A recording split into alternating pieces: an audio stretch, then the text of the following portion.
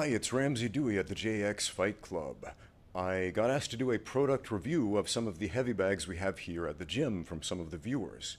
Now, this video is not sponsored by Everlast or Fairtex or any of these other fine companies that have been making great products for many years for combat sports athletes. I know that sounded like a shameless plug, but it's totally not.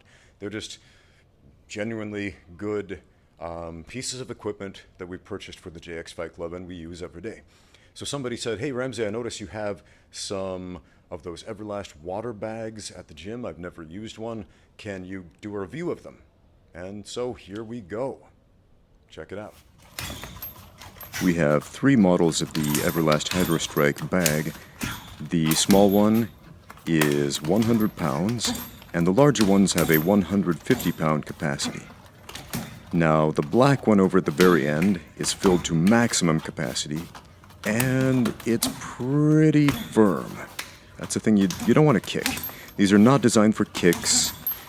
They are boxing bags primarily. Now, I'm using bare knuckles. I'd recommend, unless you have highly conditioned hands, use gloves, because these are not designed for bare knuckle punching. Effectively, the rubber, and this is very thick rubber, it will slap your skin with a heavy impact.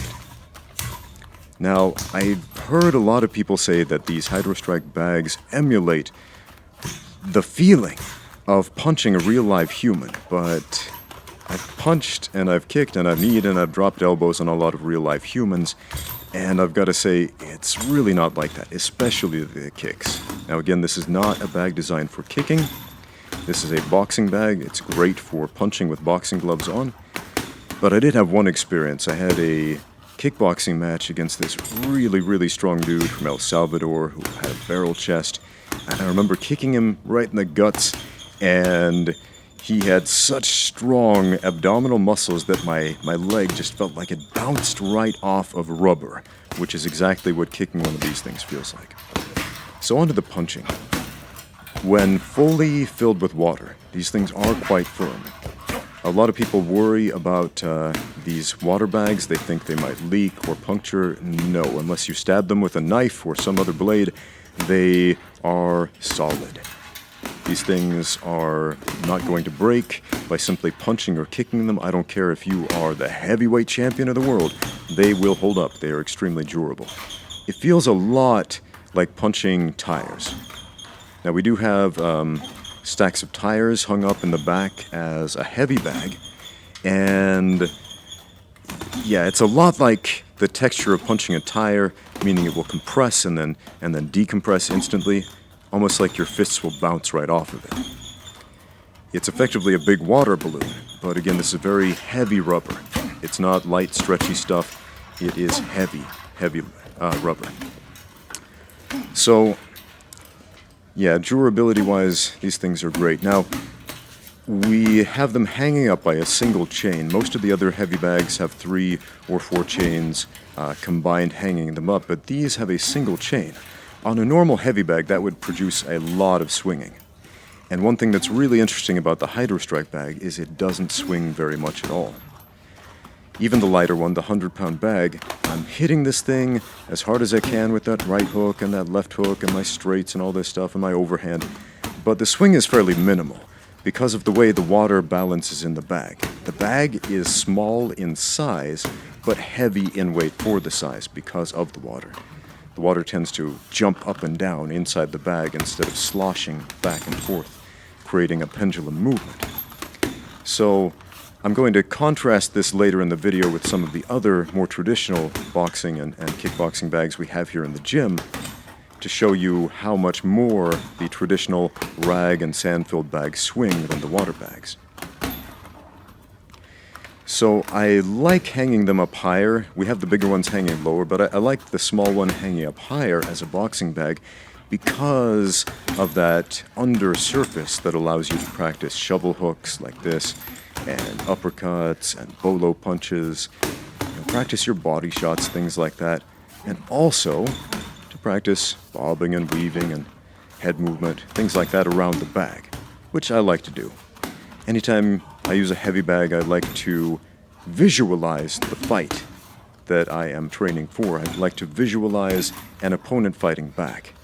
And a heavy bag, any heavy bag at all, obviously won't do that for you. Here's the chain setup right there. Again, a single chain hanging down. Our heavy bag rack is essentially a steel L-beam. And then we've got a segment of a tire looped around the top to preserve the chain, and then the chain looped over the top. All right, this is a 150-pound sandbag. It's actually filled with sand, so this thing is rock solid. Now, traditionally, heavy bags are filled with tightly packed rags. I have an old video up here on YouTube teaching you how to stuff a tie bag with rags, but this one is not. It's sand, and sand condenses into rock solid texture. So, man, you need your gloves on with this one, but you'll notice this one swings a lot. It's much heavier, 50 pounds heavier than that blue water bag, but it swings like a pendulum. Because, well, something about hydrodynamics that I'm probably not qualified to explain, but yeah, those water bags don't swing very much. So it definitely has a more forgiving texture than a sandbag like this. But let's contrast it with the Fairtex banana bag, designed for Muay Thai fighters. This is a kicking bag. These are kicking bags, and that's solidly packed, as opposed to, this water bag. It's solidly packed with rags, tightly packed rags, which give it a rock-hard feeling until you kick it really hard or hit it really hard, in which case the rags will compress and then gradually decompress. So effectively, the harder you hit one of these Thai banana bags, the less it's going to hurt your shins. If you just tap the thing with your shins, it's going to feel like you're kicking a rock. But yeah, these are made specifically for kicking. They're 6 feet tall, so you can practice leg kicks, mid kicks, high kicks, all the punches, and they do swing quite a bit, especially if you start throwing push kicks, side kicks, back kicks, things like that. Now, we have a number of different bags in the gym, and they all serve a different purpose. That red one in the corner, I call that one the ego bag. I'll show you why in just a minute. It's much more loosely packed than these black ones, which again feel pretty rock solid until you kick them super hard. So again, the ego bag, it makes you feel great about yourself because you can kick it really hard and it'll fold right in half in the middle. So that's the one I usually have the beginners work out with. Because if you have a beginner who's never conditioned their shins before, see, this thing folds right in half, and they kick one of those solidly packed ones, well, what happens? Ouch! Oh, I hate this. This hurts my leg. I'm not going to do this anymore. So we send them over to the ego bag and, allow them to gradually build up their confidence and gradually condition their shins until they can use the more solidly packed ones. And we've got more of a medium packed one in the middle, and then all the way up to that rock solid sandbag. But the water bags are an interesting one because when you're wearing boxing gloves, it doesn't really feel like anything super hard, but man, when you kick it, that'll leave your legs red and raw. So this red one is interesting because it's 150-pound capacity, but we have it filled a little less than the black one. So there's a lot more give. And this one, notice I'm throwing some kicks at it. It doesn't sting the leg so much. You can throw elbows and knees at this thing. No issue, but it's weird to kick him. It's just weird. I can't stress that enough. So if you're a kickboxer, get one of those Thai banana bags if you're looking for one for home or personal use. But yeah, if you want a variety of bags, it's a great variation. If you're wondering how to fill it, these things are shipped unfilled, of course, so that you can fill them yourself with water. See, there's a nozzle at the top with a watertight stopper, and it comes with a hose attachment you can attach to most standard sinks or pipes or wherever you get your water from. Now, whenever possible, I would recommend fill this up after you hang it. Now, we didn't have that option because the water source at the gym is just way too far away for the hose that we had, so we filled them up first and hung them up later, and that's quite a chore. Not so much because they're so heavy, but because they're so weirdly cumbersome and slippery. So we had to get about 4 guys to lift these up together to get them up on the chain, up on the hook there.